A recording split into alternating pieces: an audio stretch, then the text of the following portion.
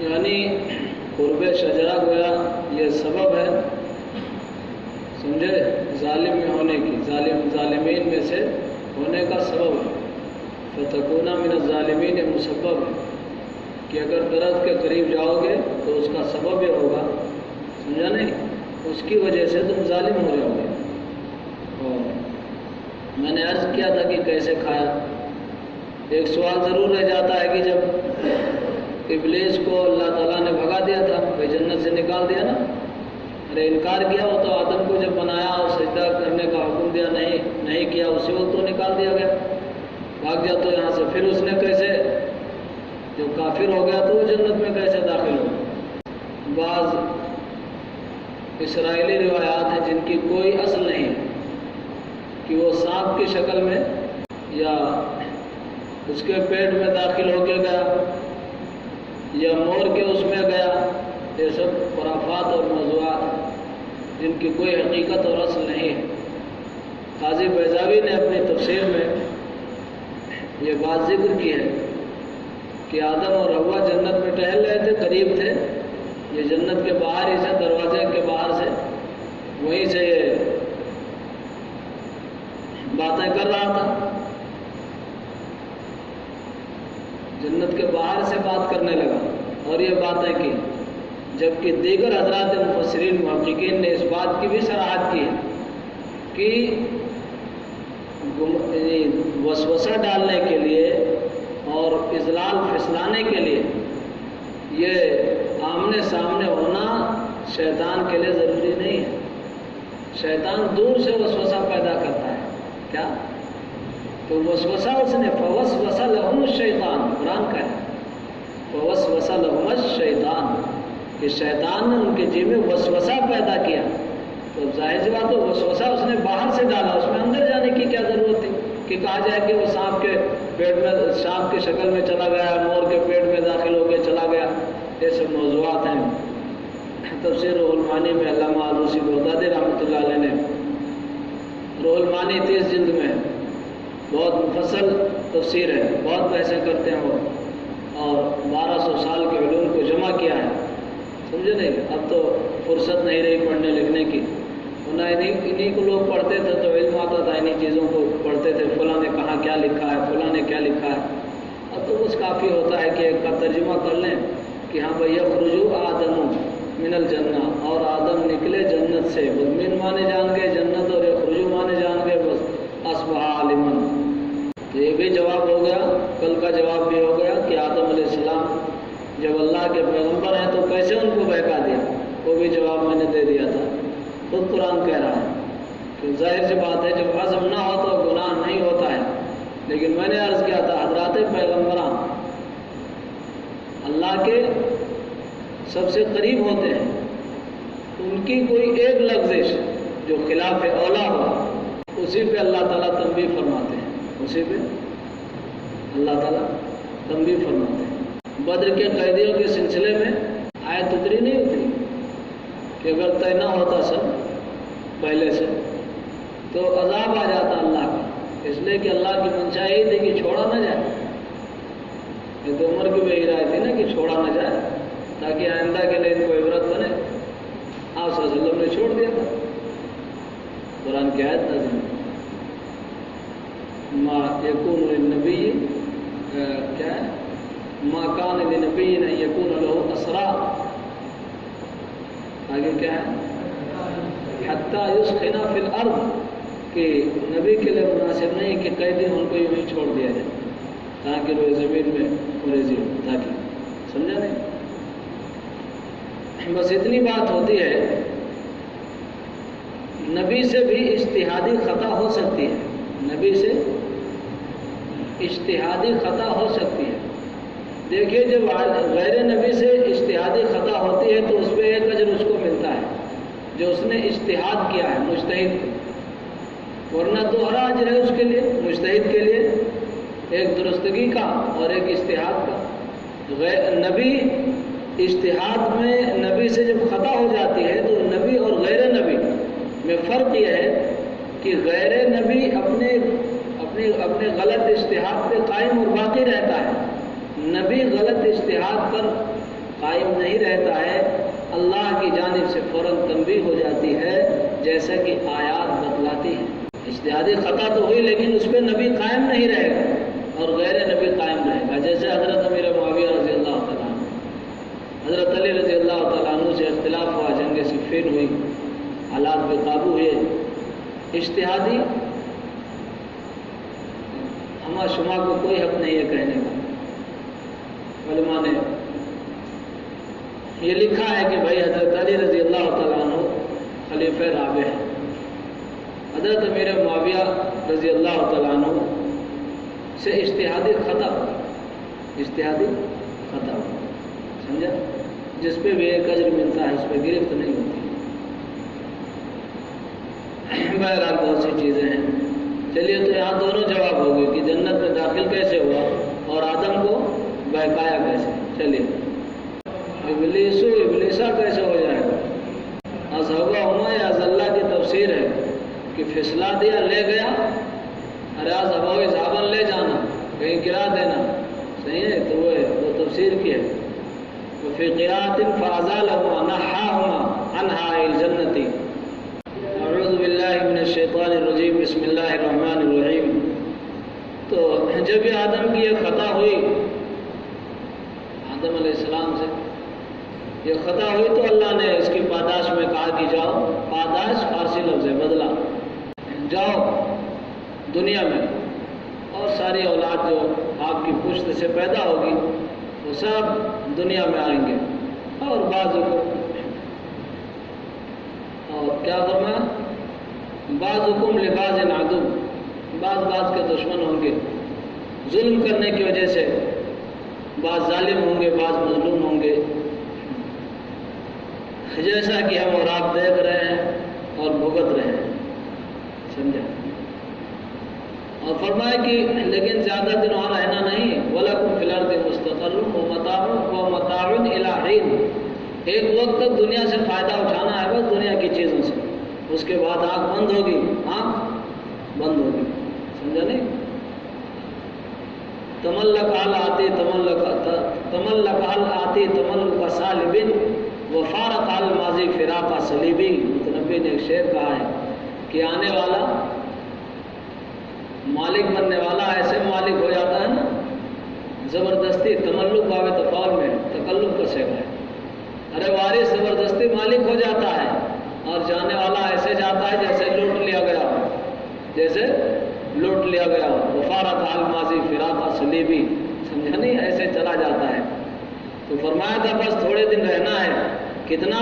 الہین، کیا ہے یہ ہین؟ کہتے وقتی انقضائی آجالکم، وقتی انقضائی آجالکم، تمہاری آجال وقت مقرر، تمہاری عمر پورے ہونے کے وقت تک، فتلقى آدم من ربه کلمات فتاب علیہ۔ اب آدم علیہ السلام دنیا میں آئے، اللہ سے توبہ استغفار کرنے لگے، اللہ سے توبہ استغفار کرنا شروع کر دیا۔ مختلف اقوال ہیں کہ آپ کہاں تشریف لائے، کس جگہ، بہت سے مفسرین نے بہت سی باتیں نقل کی ہے، سری لنکا وغیرہ میں بھی آپ کی آمد نقل کی گئی ہے، سرندیپ کے علاقے میں آپ تشریف لائے، اور جدہ میں حضرت حوا آئیں، کہتے ہیں جدہ اسی لیے اس کو کہتے ہی ہیں، جدہ دادی کے معنی میں آتا ہے، اور عرفات میں ملاقات ہوئی، کہاں؟ عرفات میں ملاقات ہوئی، لیکن ظاہر سی بات ہے تاریخی چیزیں ہیں، نہ اس میں ضرورت ہے دلیل قطعی کی اور نہ کوئی دلیل قطعی ہے اس میں، ویسے کیا ویسے کہاں تشریف لائے، آئے اللہ سے توبہ استغفار کیا، اللہ نے کچھ کلمات آپ کو الہام فرما دیے اور القاء فرما دیا، کچھ کلمات، وہ کیا تھے کلمات؟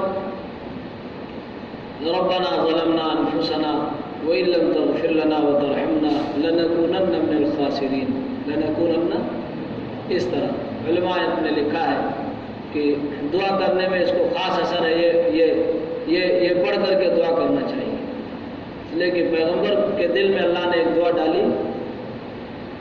کو قبول کیا تو اس کا ایک اثر ہے۔ اور بھی بہت سی چیزیں ہیں جیسا کہ مفسرین نے ذکر کیا، پہلے اتنا دیکھ لیں۔ فتلقى آدم من ربه، تلقى مانے لینا، حاصل کرنا۔ فتلقى آدم من ربه کلمات، بس آدم نے اپنے رب سے چند کلمات سیکھ لیے، چند کلمات الہمہ ایہا، جس کا اس نے الہمہ آدم کو جن کلمات کا الہام کیا، یعنی آدم کے دل میں جن کلمات کو ڈالا، الہمہ ایہا، میرے جائز والے کیسے سیکھا؟ وہاں پھر گئے، کام مفسر نے نہیں، الہمہ ایہا ای الہم اللہ آدم ایہا ای کلمات، ضمیر کے مراجع، اللہ نے آدم کے دل میں ان کلمات کو ڈالا۔ فی قراءۃ بنصب آدم و رفع کلمات، بولے صاحب دوسری قرأت اور ایک قرأت میں ابن کثیر کی ہے، آدم کے نصب اور کلمات کے رفع کے ساتھ ہے۔ فتلقى آدم من ربه کلمات، فتلقى آدم من ربه، تو یہ تلقى جات کے معنی میں ہوگا، جا کے معنی میں، او مولوی کلمات فاعل ہوگا کہ فجاءہ من ربہ کلمات، سمجھا کچھ بات کو؟ اچھا، اے جاءتہ، ارے جاءتہ نکالا، ظاہر سی بات ہے اس کا فاعل ہے وہ، آپ کہیں گے تلقا، جب مذکر ہے تو کلماتن کیسے ہو جائے گا اس کے معنی میں لے کے؟ ارے فصل ہو جاتا ہے تو گنجائش ہوتی ہے تذکیر اور تانیث میں سے کسی کی۔ اور وہی ربنا ظلمنا انفسنا، اور یہ کلمات کیا تھے؟ ربنا ظلمنا انفسنا الآیہ الی آخر، پوری آیت تھی۔ فدعا بہا، اور ان کلمات کے ذریعے دعا مانگا، ان کلمات کے ذریعے دعا مانگا۔ اور بھی لوگوں نے بہت سی چیزیں اس سلسلے میں نقل کی ہیں کہ وہ آپ کے واسطے سے دعا مانگی، اور طرح طرح کی چیزیں نقل کی ہیں کہ یہ لکھا تھا، ان کا حوالہ دیا، ان کا حوالہ دیا۔ قرآن صاف کہہ رہا ہے بھائی ربنا ظلمنا انفسنا وَإِن لَّمْ تَغْفِرْ لَنَا وَتَرْحَمْنَا لَنَكُونَنَّ مِنَ الْخَاسِرِينَ۔ ایک کتاب ہے وہ عدنان سہیل صاحب کی، بریلویت کا ذہنی سفر، بریلویت کا ذہنی سفر، اس کا مطالعہ کرنا چاہیے آدمی کو، کر لینا چاہیے۔ اس میں بہت سی چیزیں ذکر کی ہیں، مطلب کوئی ایسی نہیں کہ خالی بریلویت، انہوں نے کچھ چیزیں ذکر کی ہیں کہ اس طرح لوگ ذہن موڑنے کی کوشش کرتے ہیں۔ ایک حصے میں فتاب علیہ، اور اللہ نے ان کی توبہ قبول کی۔ دیکھیں تابہ علی فلان کے معنی توبہ قبول کرنا، اور تابہ الی کے معنی آتے ہیں توبہ کرنا، توبہ قبیلہ توبتہ ہو، یہ ترجمہ کیا مفسر نے، قبیلہ توبتہ ہو، اللہ نے آدم کی توبہ قبول کی۔ انہ هو التواب علی عبادہ الرحیم بہم، اس میں کوئی شک نہیں ہے کہ وہ بہت متوجہ ہوتا ہے اپنے بندوں پر، ارے وہی بہت توبہ قبول کرتا ہے اپنے بندوں کی، الرحیم بہم، ان پر بہت مہربان ہے۔ قلنا اہبطوا منہا جمیعا، ہم نے کہا اہبطوا منہا، ارے تعویل بتا چکا ہوں کہ جمع کا صیغہ کیوں ہے۔ قلنا اہبطوا، مفسر نے کہا تھا نا بما اشتملتم انتما بما اشتملتم علیہ من ذریتکما، تم اور تمہاری اولاد جو تمہاری صلب سے ہوگی۔ قلنا اہبطوا منہا من الجنۃ جمیعا، ہم نے کہا اتر جاؤ یہاں سے، یعنی جنت سے، جمیعا سب۔ کررہ لیعطف علیہ فإما یأتینکم منی فمن تبع ہدایا فلا خوف علیہم ولا هم یحزنون۔ مفسر فرماتے ہیں کہ اس سے پہلے بھی تو اللہ نے کہا تھا وَقُلْنَا اهْبِطُوا بَعْضُكُمْ لِبَعْضٍ عَدُوٌّ، ارے کہا تھا نہیں کہا، ارے اوپر، اور پھر کہا وَقُلْنَا اهْبِطُوا مِنْهَا جَمِيعًا، وہاں بھی کہا تھا اتر جاؤ یہاں سے نیچے، یہاں بھی کہہ رہے ہیں اتر جاؤ، دوبارہ کیوں ذکر کیا؟ مفسر فرماتے ہیں ایک وجہ تو یہی ہے کہ آگے فہما کا اسی پر عطف کرنا تھا، اسی پر، بیچ میں فصل ہو گیا تھا، ارے فصل نہیں ہو گیا تھا، وَلَكُمْ فِي الْأَرْضِ مُسْتَقَرٌّ وَمَتَاعٌ إِلَىٰ حِينٍ فَتَلَقَّىٰ آدَمُ مِن رَّبِّهِ كَلِمَاتٍ فَتَابَ عَلَيْهِ إِنَّهُ هُوَ التَّوَّابُ الرَّحِيمُ۔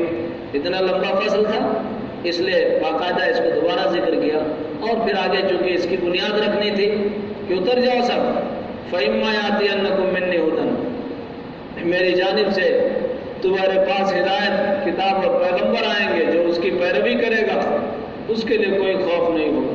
سمجھا نہیں؟ یعنی گھبراؤ نہیں کہ جنت سے نکال دے گا پھر ہمیشہ کے لیے جنت میں آؤ گے. ہمیشہ کے لیے کچھ شرائط اور کچھ آداب کے ساتھ. کر رہو لیوتفا علیہ فہما، اس کو دوبارہ ذکر کیا تاکہ اس پر فہما یاتینکم منی ہدن فمن کا عطف کیا جا سکے. فیہ ادغام النون ان الشرطیۃ فیما المزیدۃ، اس میں ان شرطیہ کے نون کا ادغام ہے ما زائدہ میں. ما اے ملزا فإن ادھر سنو، فإن ما یاتینکم، ما یہ زائد ہے اصل میں، فإن یاتینکم تحسین کلام کے لیے ما کو زائد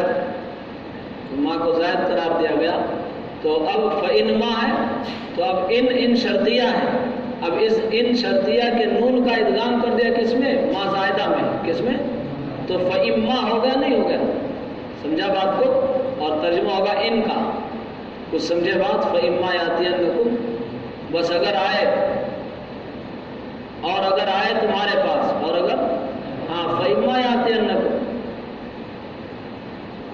بس اگر آئے تمہارے پاس میری جانب سے ہدایت، کتاب و رسول، ہدایت کی تفسیر کی ہے یعنی کتاب اور رسول. ہدایت ہے نہیں ہے، ارے کتاب، ارے ہادی ہے، رسول بھی ہادی ہے، پہلے بتا چکا ہوں. مبالغتاً سراپا ہدایت قرار دیا گیا کتاب الہی کو بھی اور پیغمبر کو بھی. فمن تبع ہدایا، تو اگر آئے تمہارے پاس میری جانب سے کوئی ہدایت، فمن تبع ہدایا، فمن پیچھے نہ دیکھنا نالائق نہیں کہ فمن تبع ہدایا، تو جو کوئی پیروی کرے گا میری ہدایت کی، فآمن بی وعمل بطاعتی، کہ مجھ پر ایمان لائے گا اور میری طاعت پر عمل کرے گا. ارے یہی تو مطلب ہے بھائی. یہ مطلب ہے کہ کلمہ پڑھ لو بس، چاہے شراب پیو، چاہے جوا کھیلو، چاہے زناکاری میں مبتلا رہو. ہدایت کی اتباع کا یہی مطلب ہے کہ اللہ کی اطاعت پر عمل کرنا، اللہ کی اطاعت پر. ورنہ خرد نے کہہ بھی دیا لا الہ تو کیا حاصل، دل و زبان مسلمان نہیں تو کچھ بھی نہیں. اقبال کا شعر، سمجھا نہیں؟ ایسے نہیں ہے. فلا خوف علیہم ولا هم یحزنون، تو نہ تو ان پر کوئی خوف ہوگا اور نہ وہ رنجیدہ ہوں گے، غمگین ہوں گے آخرت میں. بے يدخل الجنہ، بھائی صورت کی وہ جنت میں داخل ہو جائیں گے. دیکھیے خوف کا تعلق آئندہ سے ہوتا ہے اور حزن کا تعلق ماضی سے ہوتا ہے. بات سمجھو، جملہ بہت چھوٹا ہے، جملہ بہت چھوٹا ہے، لیکن اللہ نے چھوٹے سے جملے میں کیا کہہ دیا؟ نہ آئندہ کا کوئی غم ہوگا کہ کوئی اندیشہ ہوگی پتہ نہیں، اور نہ پیچھے جو کیے ہیں نا اس پہ کوئی پچھتاوا ہو. کوئی ارے کچھ سمجھ رہے ہو؟ اور کیا ہوتا ہے آدمی کے پاس؟ ہم کو بتاؤ اس کے سوا کیا ہے؟ ارے اب پیچھے کے بارے میں فکر ہے، آگے کے بارے میں اللہ نے کہا لا خوف علیہم، ان پر آئندہ کا بھی کوئی خوف نہیں ہوگا اور نہ کوئی غم ہوگا پیچھے کے بارے میں. کہہ رہے چھوڑ دیا، ارے سمجھا نہیں سمجھا؟ کیا کرنا چاہیے، یہ نہیں کیا، یہ نہیں کیا، اس کا کوئی غم. مفسر نے فی الآخرہ کی قید لگائی ہے، لیکن حضرات مفسرین محققین فرماتے ہیں کہ اس قید کی کوئی ضرورت نہیں ہے. اس کا موشی صاحب جمل، صاحب الفتوحات الالہیہ، جو صاحب جمل کے نام سے مشہور ہے، علامہ جمل، وہ لکھتے ہیں کہ فی الآخرہ کی مفسر نے جو قید لگائی ہے اس کی ضرورت نہیں ہے. اس لیے کہ جب آدمی اللہ کی طرف رجوع ہو جاتا ہے تو نہ اس کو دنیا میں کوئی خوف ہوتا ہے، نہ آخرت میں کوئی خوف ہوتا ہے. نہ دنیا میں کوئی خوف ہوتا ہے، نہ آخرت میں. دنیا میں بھی اس کو کوئی خوف نہیں ہوتا ہے.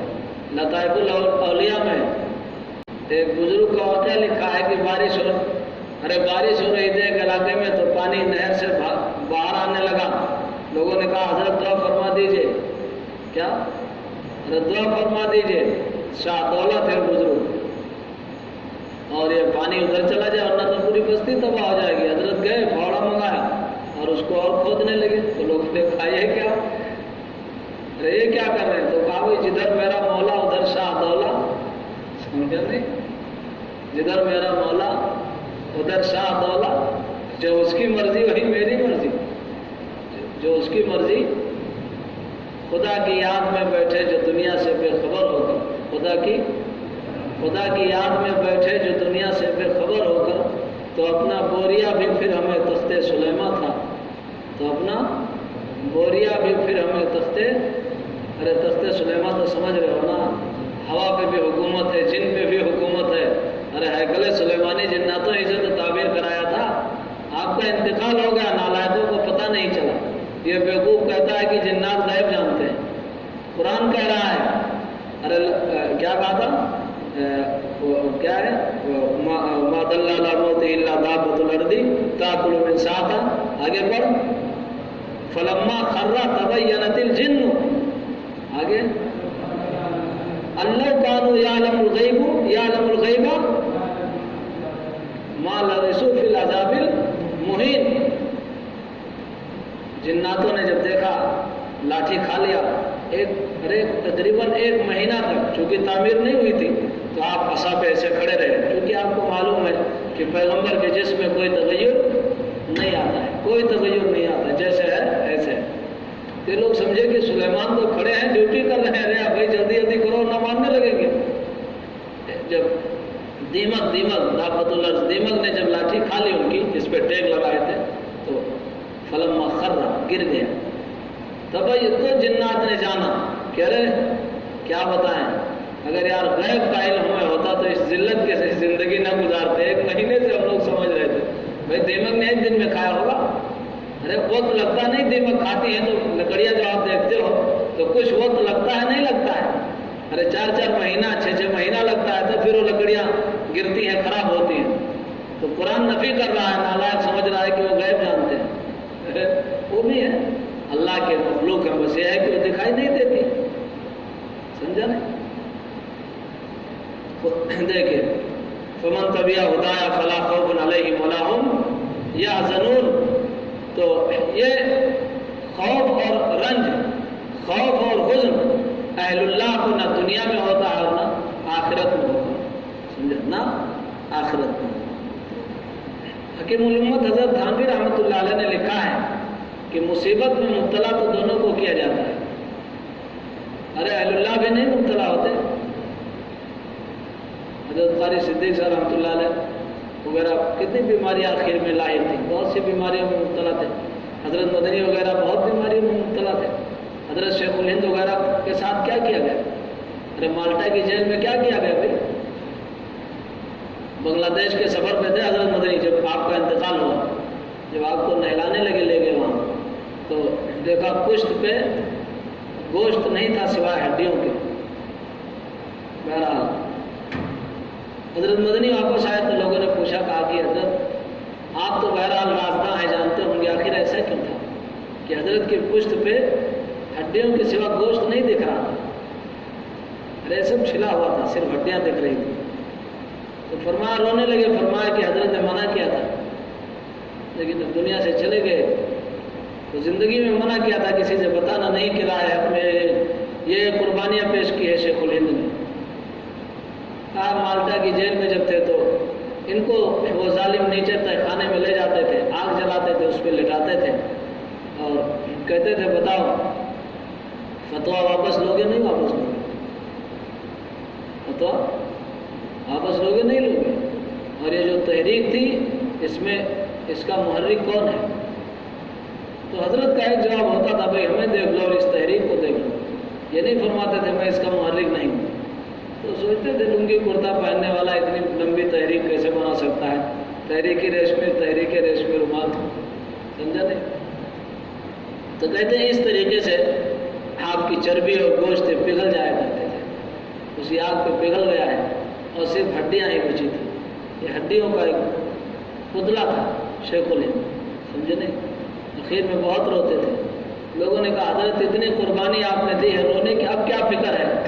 فرمایا کہ رو اس پہ رہا ہوں کہ کبھی ایسا بھی ہوتا ہے کہ بندہ قربانی بھی دیتا ہے اور قبول بھی نہیں ہوتی، اور جان دی ہوئی اسی کی تھی حق، تو یہ ہے کہ حق ادا نہ ہوا، اس فکر میں وہ حضرت شیخ الہند تھے۔ تو مصیبتیں اہل اللہ پر بھی آتی ہیں اور ناکارہ قسم کے لوگوں پر بھی آتی ہیں۔ حکیم الامت فرماتے ہیں لیکن فرق یہ ہوتا ہے کہ اہل اللہ پہ جو مصیبت آتی ہے نا، اس سے اس کے درجات بلند ہوتے ہیں، اس کے گناہ معاف ہوتے ہیں اور اس کو قلبی اطمینان ہوتا ہے، شکوہ شکایت نہیں ہوتا ہے، شکوہ شکایت نہیں ہوتا ہے، سمجھا نہیں؟ وہ آزمانے کے لیے محبت دیکھے کہاں تک ہے، اس لیے حالات آتے ہیں، اور ان پر جو عذاب کے طور پر حالات آتے ہیں۔ جو اللہ والے نہیں ہوتے ہیں یہ ان کا دل بھی بے چین ہوتا ہے، صرف جسم نہیں پریشان ہوتا ہے، جسم تو مصیبت میں ہے ہی، ان کا دل بھی بے چین ہوتا ہے، اہل اللہ کا دل بے چین نہیں ہوتا ہے۔ اسی لیے کتنی تاریخیں آپ پڑھتے ہوں گے، فلاں ہمارے فلاں عالم تھے، فلاں کے سامنے اس طریقے سے بات کی، کیونکہ کچھ بھی نہیں، ایک چیز تھی کہ جو اللہ کرے گا وہ ہوگا، جو نہیں کرے گا نہیں ہوگا۔ لا خوف علیہم ولا ہم یحزنون، نہ دنیا میں ان کو کوئی خوف ہوتا ہے اور نہ آخرت میں ان کو کوئی خوف ہوگا، نہ دنیا میں ان کو کوئی رنجیدگی ہے اور نہ آخرت میں ان کو کوئی رنجیدگی ہوگی۔ ارے کچھ سمجھے نہیں بات کو؟ قُلْنَا اهْبِطُوا مِنْهَا جَمِيعًا فَإِمَّا يَأْتِيَنَّكُم مِّنِّي هُدًى فَمَن تَبِعَ هُدَايَ فَلَا خَوْفٌ عَلَيْهِمْ وَلَا هُمْ يَحْزَنُونَ وَالَّذِينَ كَفَرُوا وَكَذَّبُوا بِآيَاتِنَا بِأَن يَدْخُلُوا الْجَنَّةَ، ارے پہلے فرمانا کہ بھائی توڑ کی جنت میں داخل ہو جائیں گے۔ ارے بھائی جب جنت میں داخل ہو گئے تو ظاہری بھی خوف نہیں ہوگا، کوئی نہیں، ظاہری بھی کوئی غم نہیں ہوگا، جیسے دنیا میں ظاہری مصیبت دکھائی دیتی ہے اس سے بھی وہاں آدمی بری ہوگا۔ مول صاحب کوئی بوڑھا بوڑھی جنت میں نہیں جائے گا، سب جوان جائیں گے، کتنے یعنی جوان ہو کے جائیں گے، نالائق نہیں کہ سب جوان مرتے ہیں، ارے بوڑھا ہو کے بھی مرتے ہیں، لیکن جوان ہو کے ہر آدمی جنت میں جائے گا۔ والذین کفروا، دیکھیں بی جے پی کا تذکرہ قرآن نے کیا، والذین کفروا وکذبوا بآیاتنا کتبنا اولئک اصحاب النار، اور وہ لوگ جنہوں نے کفر کی راہ اختیار کی، وکذبوا بآیاتنا کتبنا، اور ہماری آیات یعنی کتابوں کو جھٹلایا، کتابوں کو، اولئک اصحاب النار، اولئک اصحاب النار، یہ جہنم والے ہیں، یہ لوگ جہنم والے ہیں، ہم فیہا خالدون، یہ اس میں ہمیشہ ہمیشہ رہیں گے، ماکثون ابدا، ترجمہ کیا مفسر نے، ہمیشہ ہمیشہ رہیں گے، لا یفنون ولا یخرجون، او سبھی نہ فنا ہوں گے اور نہ کبھی نکلیں گے، نہ فنا ہوں گے اور نہ کبھی نکلیں گے۔ یا بنی اسرائیل اولاد یعقوب، اے بنی اسرائیل، اولاد یعقوب مفسر نے ترجمہ کیا، اسرائیل حضرت یعقوب علیہ السلام کا نام ہے۔ ارے حضرت آدم علیہ السلام جنت سے نکلے تو کتنی امت جنت میں جائے گی؟ ارے نہ آتے تو اتنی بڑی تعداد میں لاکھوں لوگ، کروڑوں لوگ، اربوں لوگ جو جنت میں جائیں گے، تو آپ کا عقل شجرہ اس کا سبب بنا نہیں بنا؟ تو یہ سب تکوینی نظام ہوتا ہے، اللہ سمجھا کیا ہوتا ہے؟ تکوینی نظام ہوتا ہے جس کو کوئی نہ کوئی سبب پیدا کر دیا جاتا ہے، سمجھے؟ لا یفنون ولا یخرجون، یا بنی اسرائیل، اے اولاد یعقوب، اذکروا نعمتی التی، اولاد یعقوب، اسرا کے معنی عبد کے آتے ہیں اور ایل معنی اللہ، عبرانی زبان ہے، اسرائیل، اسرائیل عبداللہ کے معنی میں ہے، سمجھا؟ اسرائیل کس کے معنی میں ہے؟ عبداللہ کے معنی میں ہے۔ یا بنی اسرائیل، اے اولاد یعقوب، حضرت ابراہیم علیہ السلام کے بڑے بیٹے حضرت اسماعیل علیہ السلام، آپ کی اولاد میں حضرت محمد مصطفیٰ صلی اللہ علیہ وسلم آئے ہیں، سمجھے؟ وہی اول وہی آخر، سمجھا؟ بیچ میں کوئی پیغمبر آپ کی نسل میں نہیں ہے، اسماعیل علیہ السلام کی نسل میں۔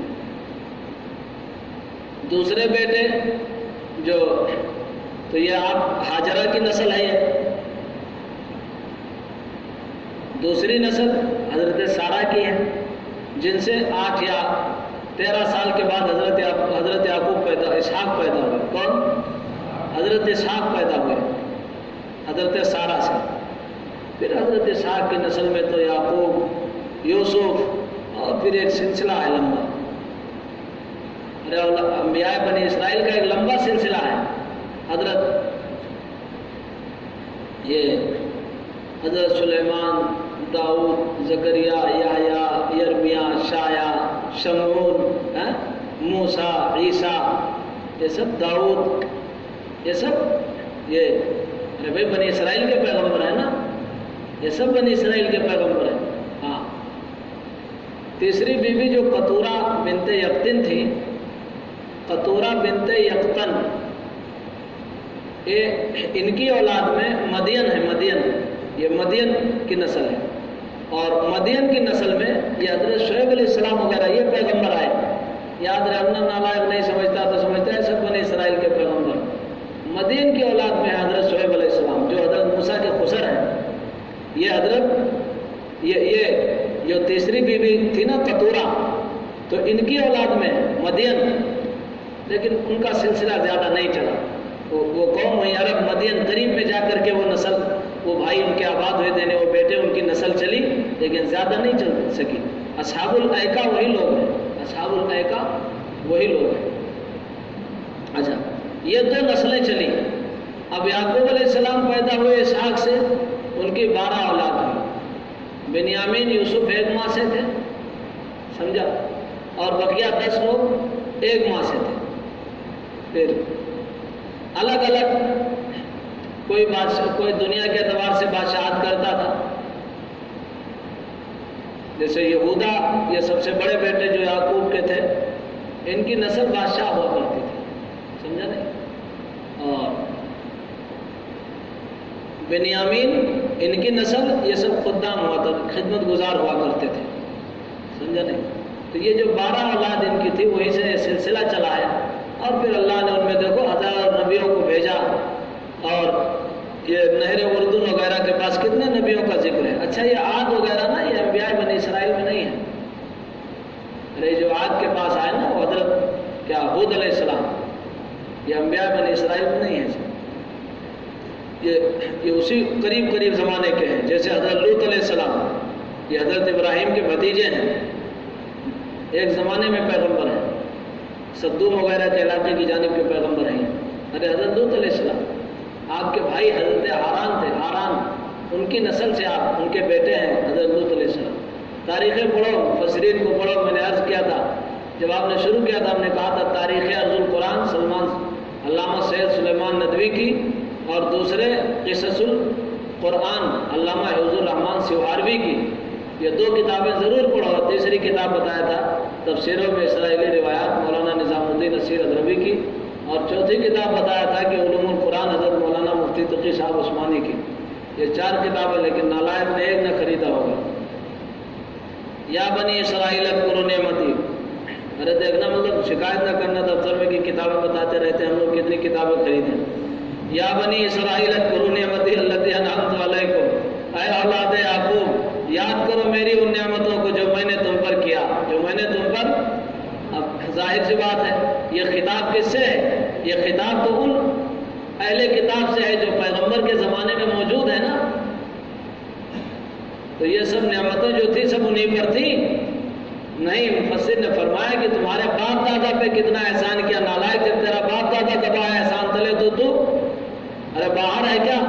وہی فرمایا کہ اے اعلیٰ آبائکم من الانجاء من فرعون وفلق البحر وتذلیل الغمام وغیر ذالک، یعنی تمہارے باپ دادا پر، یعنی تمہارے باپ، تو جو نعمت باپ پر تھی وہ بیٹے کو یاد دلائی جا رہی ہے، وہ بیٹے کو، ارے بیٹے سے مراد نسل در نسل، یعنی فرعون سے نجات دینا، دریا کو 2 لخت کرنا، ارے 2 لخت سمجھ رہے 2 ٹکڑے کرنا، بھائی وہی دریا ہے، لیکن قدرت الہی نے اسی دریا میں فرعون کو غرق کیا، اور اسی دریا میں موسیٰ اور ان کے ساتھیوں کو نجات دیا۔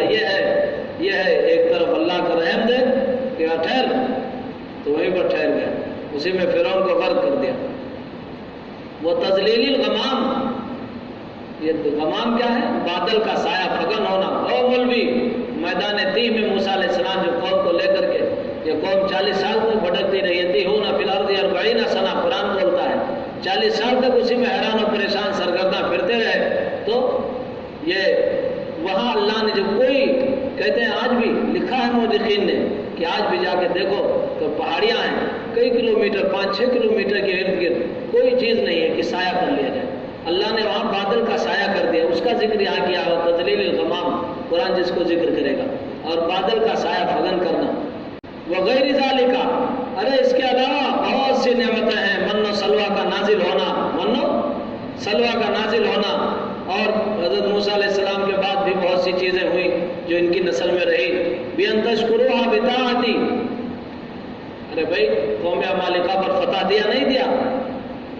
وہ بھی اتنی جابر قوم، وہ بھی شکست کھائی. تو یہ سب نعمتیں. تو یہ نعمتوں کو یاد کرنے کا مطلب کیا ہے مولوی صاحب؟ ایک دن بتایا تھا کہ اللہ بذکر اللہ تطمئن القلوب کا کیا مطلب ہے؟ کہ اللہ کی اطاعت پر عمل کرو، نواہی سے بچو، یہ ہے ذکر اللہ کا مطلب. یہ نہیں اللہ اللہ توبہ توبہ ادھر سمجھا نہیں؟ ہاں ادھر سپلائی کر رہے ادھر توبہ کر رہے ہیں، یہ مطلب ہرگز نہیں، یہ مطلب ہرگز نہیں ہے. اس لیے مفسر نے فرمایا کہ بِأَن تَشْكُرُوهَا بِطَاعَتِي. بئی صورت، بئی طور، اس کی صورت یہ ہے کہ تم نعمتوں کا شکر ادا کرو بِطَاعَتِي، میری طاعت کر کے. میری اللہ کی طاعت ہے تو نعمت کا شکر ہے. اے مول صاحب جمائی آئے تو ہاتھ لگا لیا کرو، ناک نہیں پکڑو. کیسے لگاؤ گے بتاؤ؟ نہیں دائنا لگاؤ تو ایسے لگاؤ سیدھا، تو بایاں لگاؤ تو ایسے. یہ نہ لگاؤ، کھلے رہے گا تو کیا فائدہ ہوگا تمہارا. وَأَوْفُوا بِعَهْدِي الَّذِي عَهِدتُّ إِلَيْكُم مِّنَ الْإِيمَانِ بِمُحَمَّدٍ صلی اللہ علیہ وسلم. أَوْفُوا بِعَهْدِكُمْ الَّذِي عَهِدتُّ إِلَيْكُم مِّنَ الثَّوَابِ عَلَيْهِ بِدُخُولِ الْجَنَّةِ وَإِيَّايَ فَارْهَبُونِ. آئیے ادھر مولانا. وَأَوْفُوا بِعَهْدِي، اور ارے ادھر آئیے، ادھر اوپر بیٹھے. نہیں اچھا نہیں لگتا. بیٹھو ادھر. وَأَوْفُوا بِعَهْدِي، اور میرے اس عہد کو یاد کرو جو میں نے تم سے کیا ہے. کیا لیا ہے تم سے عہد؟ یعنی محمد صلی اللہ علیہ وسلم پر ایمان لانا. اوفی بعہدکم، یہ کہاں لیا تھا؟ اس دن بتایا تھا. وَإِذْ أَخَذْنَا مِيثَاقَ الَّذِينَ أُوتُوا الْكِتَابَ لَتُبَيِّنُنَّهُ وَلَتَنصُرُنَّهُ.